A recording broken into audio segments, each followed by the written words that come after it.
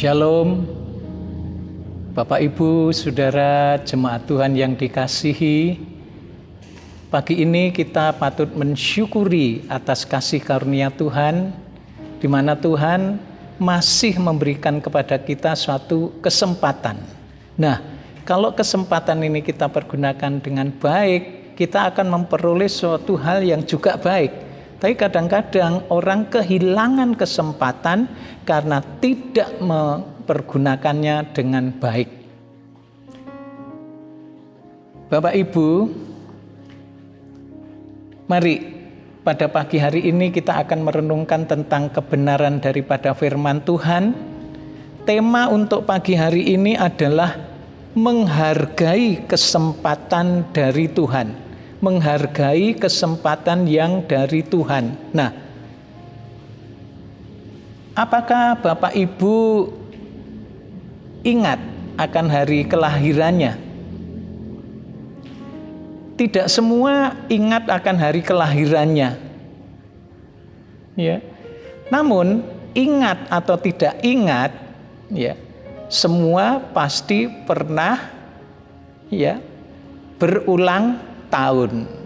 Nah, ada yang memperingati ulang tahunnya atau merayakannya dengan begitu besar-besaran, ya. Tapi ada juga yang tidak pernah merayakannya. Semua tergantung dari masing-masing. Nah, memperingati ataupun tidak, ya.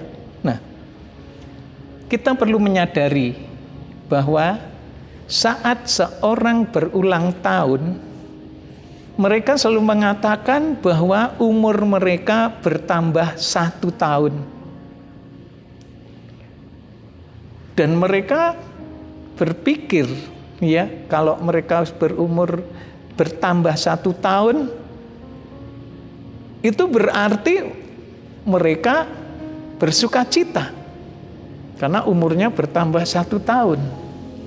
Namun, pernahkah kita berpikir bahwa dengan bertambahnya jumlah daripada umur kita, atau jumlah daripada atau angka yang menunjukkan tentang lama kita di dunia ini, itu sebenarnya menunjukkan bahwa setiap kita berulang tahun, sebenarnya batasan daripada umur kita atau batasan akhir dari umur kita sebenarnya juga berkurang 1 tahun. Nah, itu sebabnya semakin besar atau semakin lama seseorang hidup di dunia, maka sebenarnya batas akhir dari waktu yang diberikan oleh Tuhan itu sudah semakin mendekat. Nah, inilah yang seringkali tidak pernah dipikirkan, atau banyak orang yang tidak pernah memikirkan hal ini. Mereka hanya bersenang-senang saat ulang tahun, tapi mereka tidak pernah merenungkan bahwa setiap ulang tahun itu artinya umurnya juga berkurang 1 tahun. Dalam jumlah bertambah, tapi dalam batas akhir berkurang.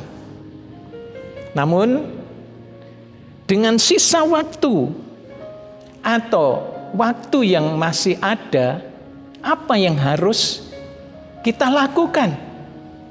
Yaitu dengan sisa waktu yang diberikan oleh Tuhan ini, apa yang harus kita lakukan?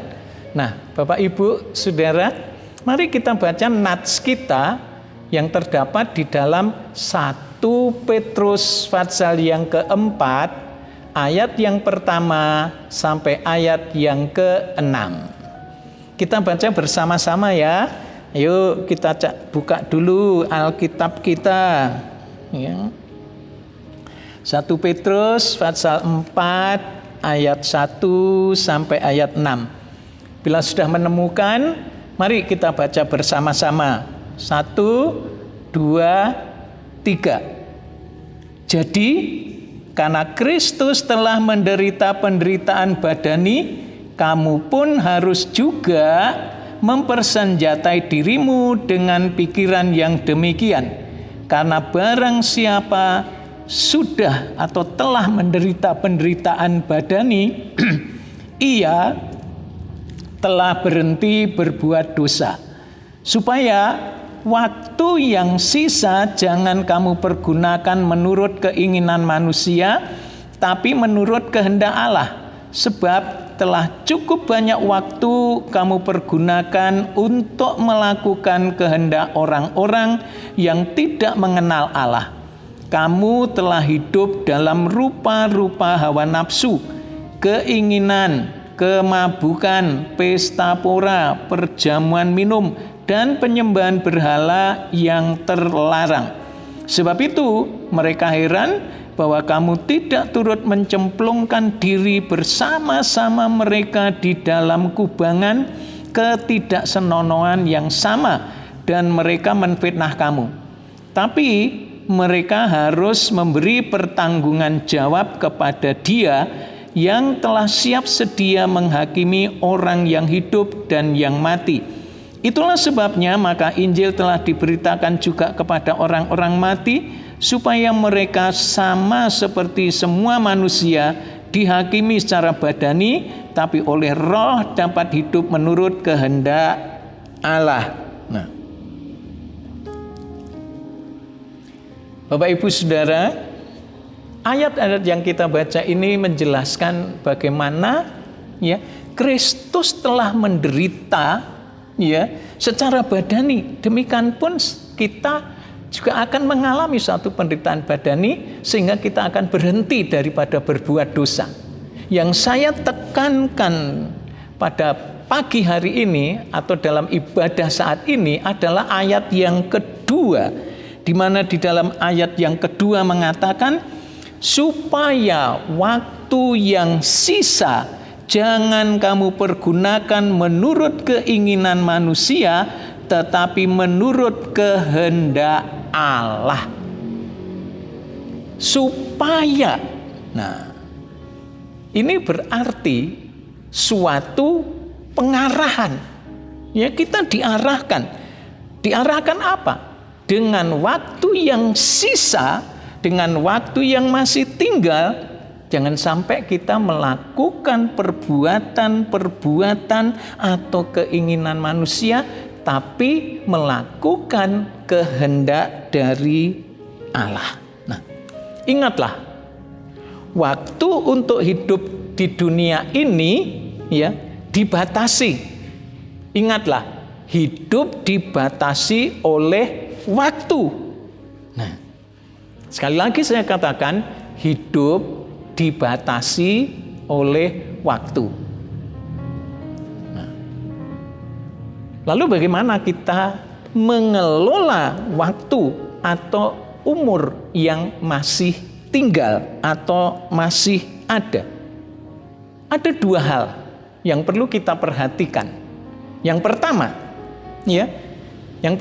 tadi A2 mengatakan ya, supaya kamu jangan hidup menurut keinginan manusia. Jadi ada dua hal yang akan dilakukan oleh manusia dalam sisa umurnya atau sisa hidupnya. Yang pertama, menurut keinginan manusia atau menurut keinginan daging, yaitu menurut hidup dalam rupa-rupa hawa nafsu, keinginan, kemabukan, pesta pora, perjamuan minum, bahkan juga penyembahan berhala yang terlarang. Nah, orang yang hidup dalam keinginan daging atau keinginan manusia itu tidak akan berkenan kepada Allah.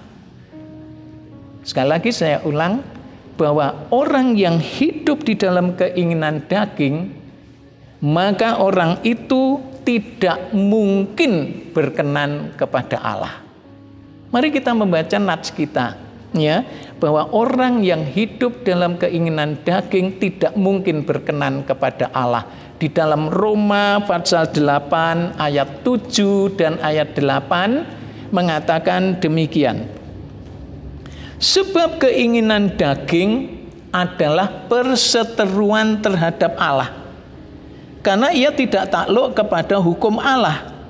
Hal ini memang tidak mungkin baginya. Mereka yang hidup dalam daging tidak mungkin berkenan kepada Allah. Nah, orang yang hidup di dalam daging tidak mungkin berkenan kepada Allah. Kenapa? Sebab keinginan daging adalah perseteruan dengan Allah atau menjadi musuh daripada Allah. Karena orang yang hidup di dalam keinginan daging tidak tunduk, tidak takluk kepada hukum Allah. Dan hal ini tidak mungkin baginya. Itu sebabnya orang yang hidup di dalam keinginan daging tidak mungkin berkenan kepada Allah. Perhatikan ini, ya. Orang yang hidup di dalam keinginan daging, keinginan nafsu, keinginan manusia tidak mungkin berkenan kepada Allah, sebab keinginan daging adalah perseteruan dengan Allah dan tidak tunduk kepada hukum Allah.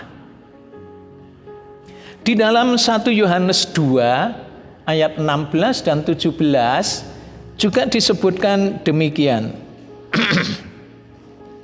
Sebab semua yang ada di dalam dunia, yaitu keinginan daging, perhatikan, keinginan daging dan keinginan mata serta keangkuhan hidup, bukanlah berasal dari Bapa, melainkan dari dunia.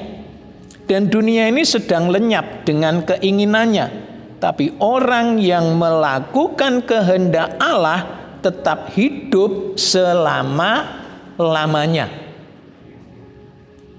Semua yang ada di dalam dunia, yaitu keinginan daging, keinginan mata, dan keangkuhan hidup atau hidup dengan jemawa, itu bukan dari Allah, ya, tapi berasal dari dunia.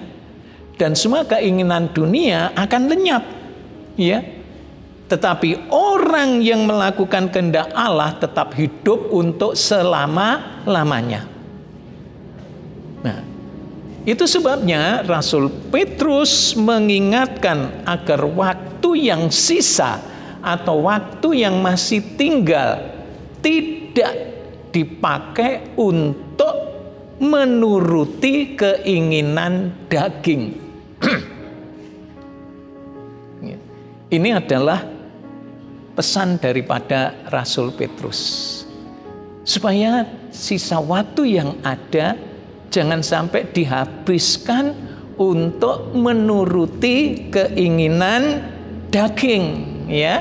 Karena keinginan daging itu akan binasa, ya, akan binasa, akan lenyap. Dan itu perhatikan Bapak Ibu, bagaimana dengan sisa umur hidup kita pakai untuk apa? Apakah kita pakai untuk menuruti keinginan daging yang berakhir kebinasaan? Ya. Yang kedua, Rasul Petrus mengingatkan, ya, bahwa dengan sisa waktu yang ada, pergunakanlah untuk menuruti kehendak Allah, ya, menuruti kehendak Allah. Rasul Petrus menekankan untuk menuruti kehendak Allah dengan waktu yang ada, dengan waktu yang sisa, sehingga kita akan memperoleh suatu kehidupan. Nah, lalu apa sih sebenarnya yang menjadi kehendak Allah dalam hidup kita? Ya, apa kehendak Allah yang dikehendaki oleh Allah ini loh, dengan sisa waktu yang ada di dalam hidup kita? Mari kita membaca yang pertama, ya. Di dalam 1 Tesalonika 4 ayat yang ketiga dan ayat yang ketujuh. 1 Tesalonika 4 ayat 3 dan ayat 7 mengatakan demikian. Karena inilah kehendak Allah, pengudusanmu, yaitu supaya kamu menjauhi percabulan. Ayat 7, Allah memanggil kita bukan untuk melakukan apa yang cemar, melainkan apa yang kudus. Jadi kehendak Allah yang pertama untuk hidup kita, apalagi dengan sisa umur hidup kita yang ada ini, Allah menghendaki supaya kita melakukan kehendaknya. Yang pertama, pengudusan hidup ini. Pengudusan berarti suatu proses, suatu cara, atau suatu perbuatan yang kudus. Itu berarti suatu perubahan moral, suatu perubahan spiritual orang percaya yang sudah dibenarkan dan yang sudah dilahirbarukan sehingga menjadi serupa dengan Kristus. Jadi pengudusan itu suatu proses yang berjalan terus-menerus, ya. Pengudusan adalah suatu cara perbuatan kudus, suatu perubahan moral dan spiritual yang terjadi di dalam kehidupan orang percaya yang sudah dibenarkan, yang sudah dilahirbarukan. Nah, sehingga dengan pengudusan ini akhirnya orang itu akan menjadi serupa dengan Kristus. Dan itulah sebenarnya tujuan akhir kita, yaitu menjadi serupa dengan Kristus. Dan ini memang kehendak daripada Allah untuk kita menjadi serupa dengan Kristus. Salah satunya yaitu hidup di dalam kekudusan. Karena 1 Tesalonika tadi mengatakan di dalam ayat 7, ya, dikatakan Allah memanggil kita bukan untuk melakukan apa yang cemar, melainkan apa yang kudus.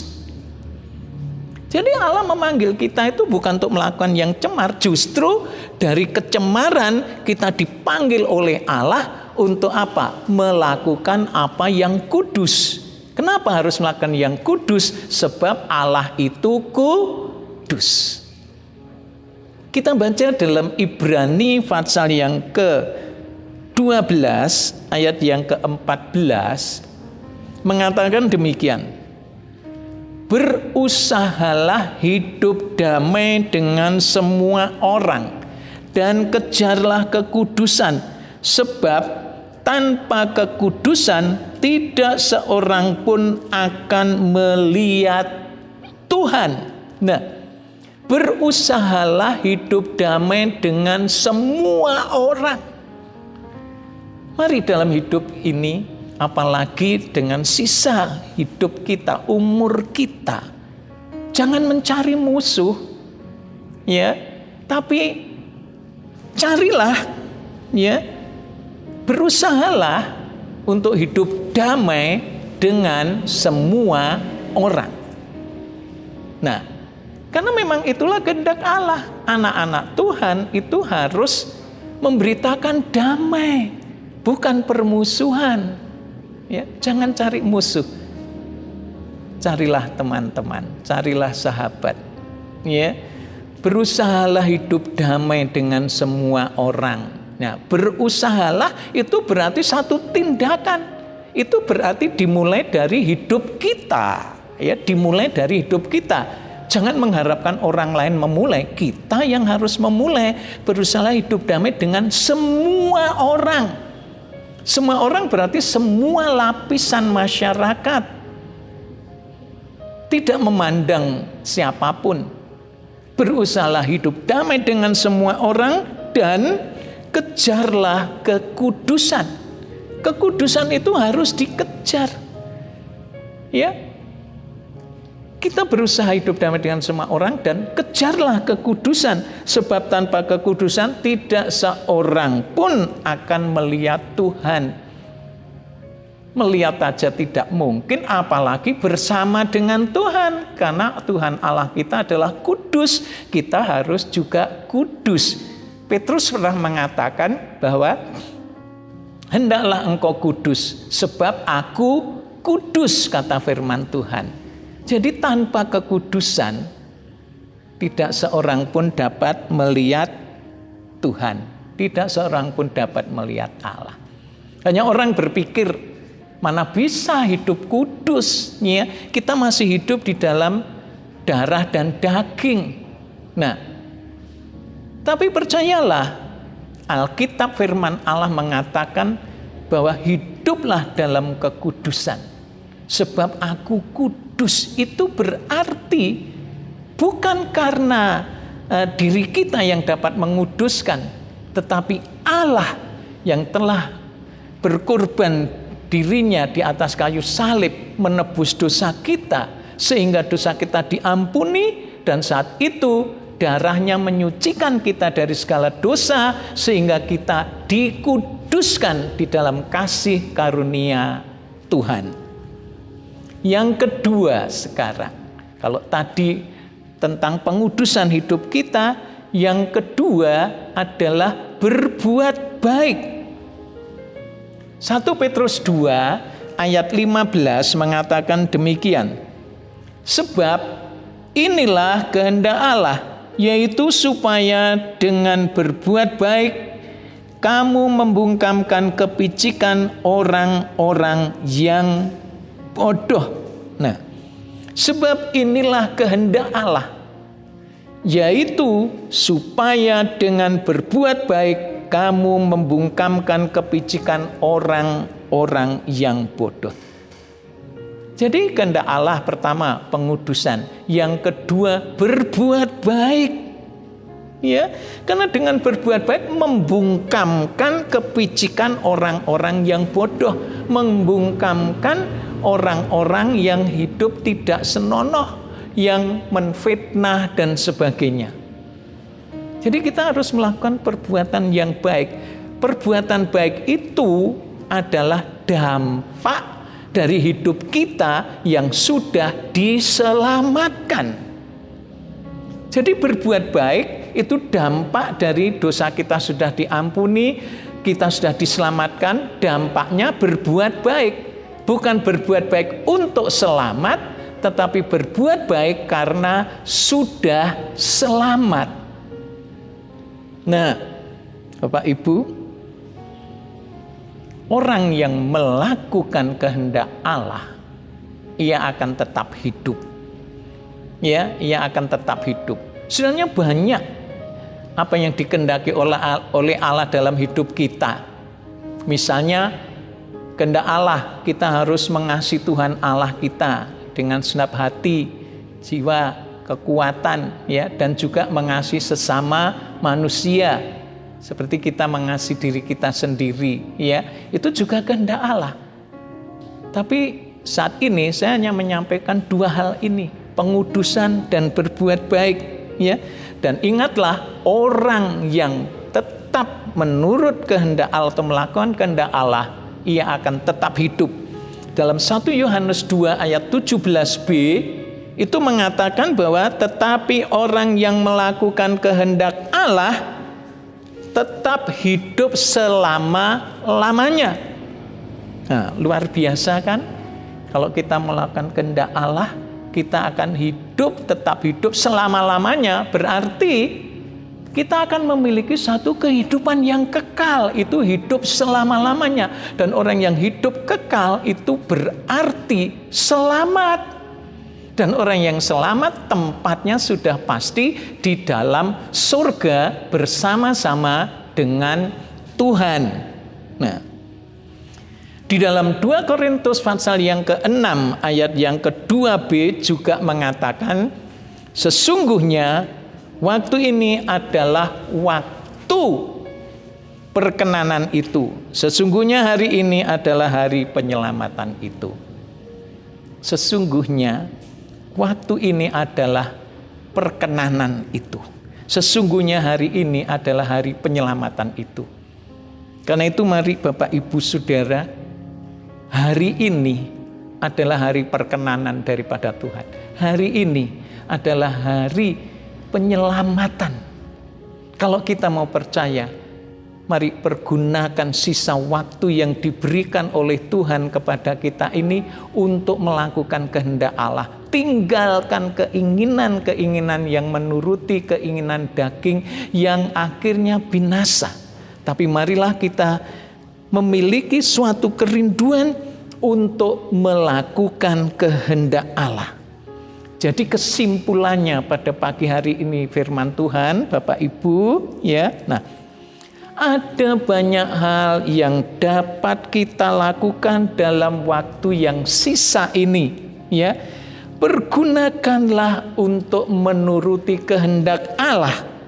Bukan kita habiskan untuk menuruti keinginan daging.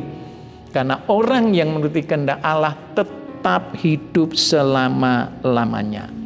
Ingatlah, usia kita semakin hari semakin berkurang dan mendekati batas waktu, ya, mendekati batas waktu, dan akhirnya setiap orang akan mempertanggungjawabkan hidupnya di hadapan hakim yang adil, di hadapan Dia Sang Khalik.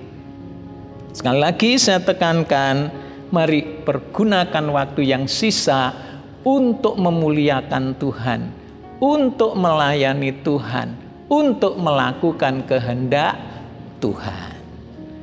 Tuhan memberkati. Amin. Bapak, Ibu, Saudara, hari ini kita ada perjamuan kudus, ya. Mari persiapkan diri. Fokuskan hati dan pikiran kita di hadapan Tuhan, ya. Introspeksi, mungkin selama ini kita masih melakukan keinginan-keinginan manusia yang tidak berkenan pada Tuhan, tapi mulai saat ini, ayo kita melakukan kehendak Allah.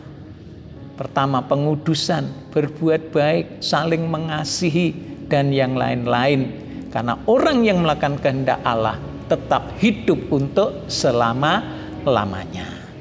Persiapkan diri, ya. Kita akan naikkan satu pujian. Hidup ini adalah kesempatan. Kami persilahkan jemaat bangkit berdiri.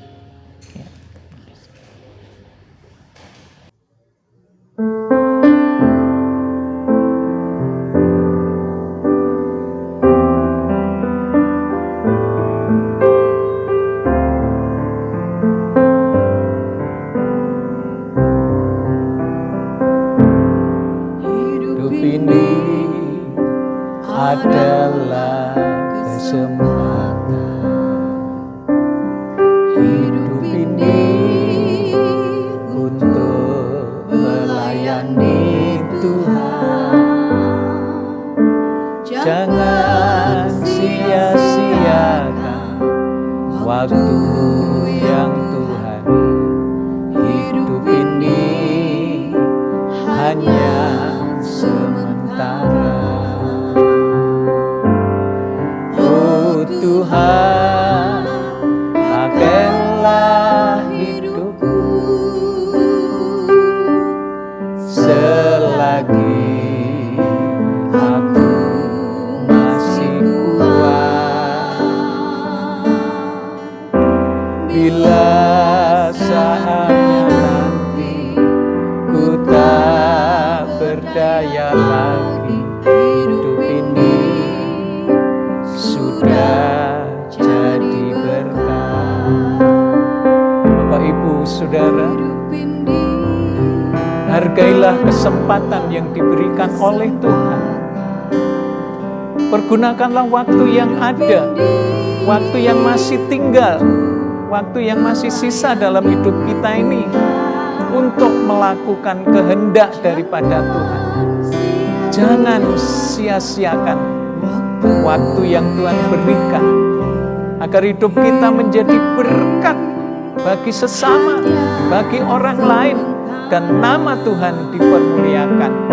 Mari layani Tuhan dengan sepenuh hidup kita. merenungkan kebenaran firman Tuhan. Persiapkan diri Bapak Ibu Saudara, kita akan masuk di dalam perjamuan kudus saat ini. Introspeksi diri, jangan sia-siakan waktu yang diberikan Tuhan. Hidup ini sudah jadi berkah, oh Tuhan, pakailah hidupku. Bila saudara sudah siap, sekarang angkatlah roti, taruh tangan kiri di dada saudara. Tak berdaya lagi, hidup ini sudah jadi berkah.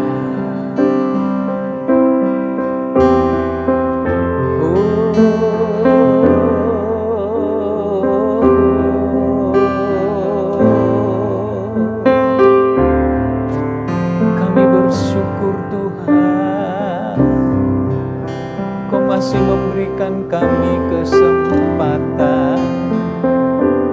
Waktu kami yang ada, jangan kami sia-siakan untuk hal-hal yang tak berkenan. Biar kami lakukan kehendak-Mu. Syukur, ampunilah kami Tuhan. Ampunilah kami Tuhan. Syukur hari ini Kau nyatakan firman-Mu. Terima kasih Tuhan, terima kasih Tuhan. Syukur. Bapa di surga, kami bersyukur hari ini kami akan makan dan minum perjamuan kudus.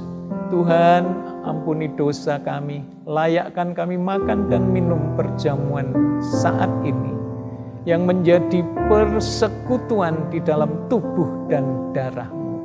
Terima kasih Bapa, hormat dan kemuliaan bagi-Mu dalam nama Tuhan Yesus Kristus. Saudara-saudara yang kekasih, sekarang dengarkanlah firman Tuhan. Roti tetap diangkat. Dan ketika mereka sedang makan, Yesus mengambil roti, mengucap berkat, memecah-mecahkannya, lalu memberikannya kepada murid-muridnya dan berkata, "Ambillah, makanlah, inilah tubuhku."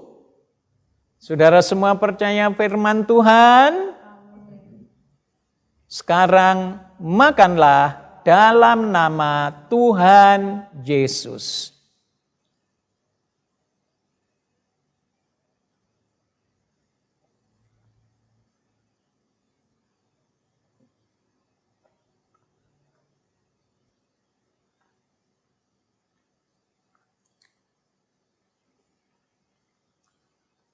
Sekarang angkatlah cawan minuman.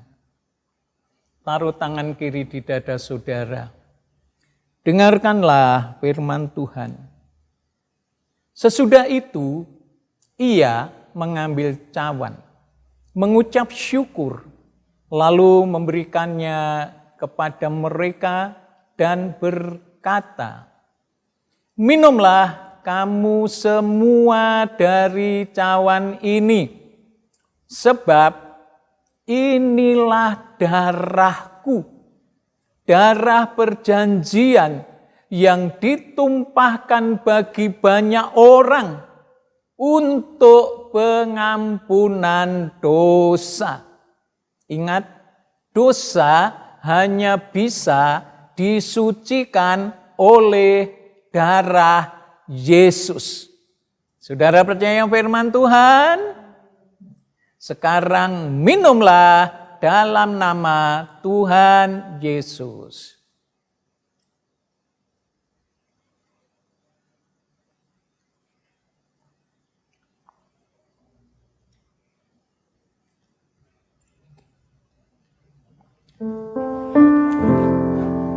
Haleluya, haleluya.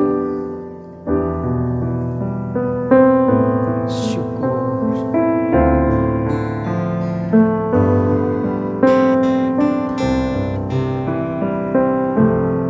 Hidup ini adalah kesempatan. Hidup ini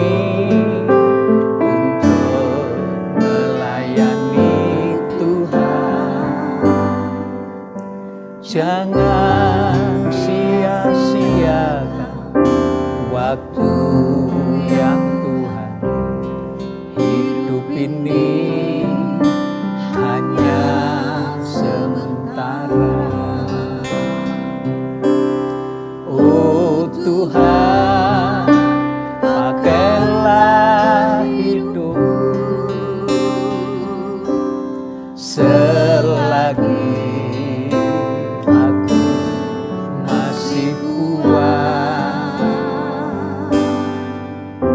bila saatnya nanti ku tak berdaya lagi, hidup ini sudah jadi berkah. Ya Tuhan, kami naikkan pujian syukur kami ke hadirat-Mu.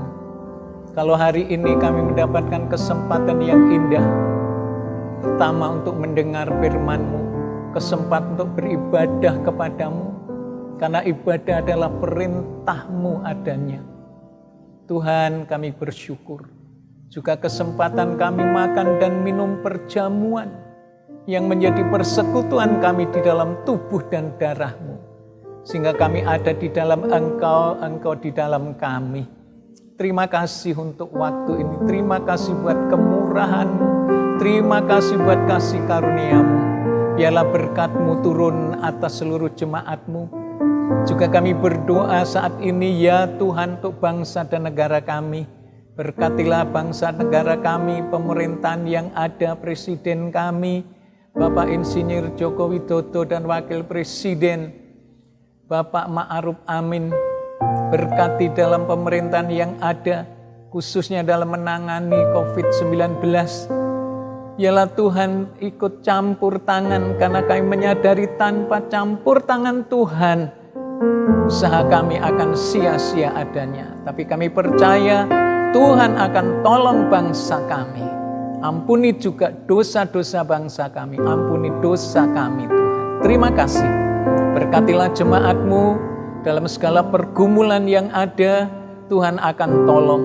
Dalam ekonomi mereka, dalam iman mereka khususnya, jangan sampai goyah, tapi semakin diteguhkan melalui persekutuan dengan Tuhan, melalui ibadah kami, sehingga semakin hari kami semakin intim dengan Tuhan. Terima kasih atas segala berkat-Mu.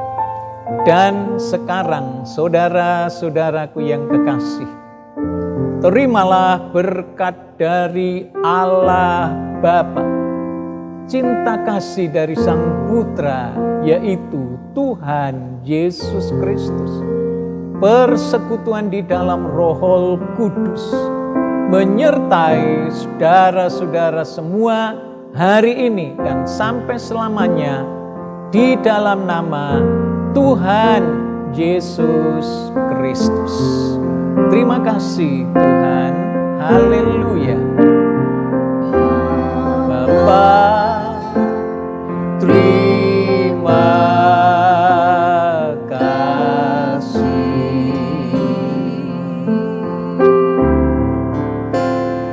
Bapa, terima kasih.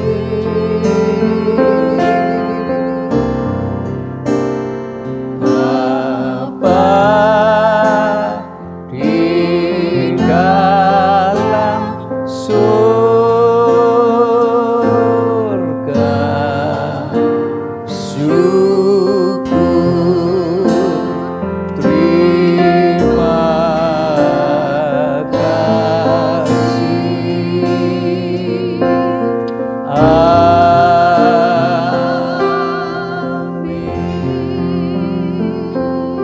Tuhan memberkati.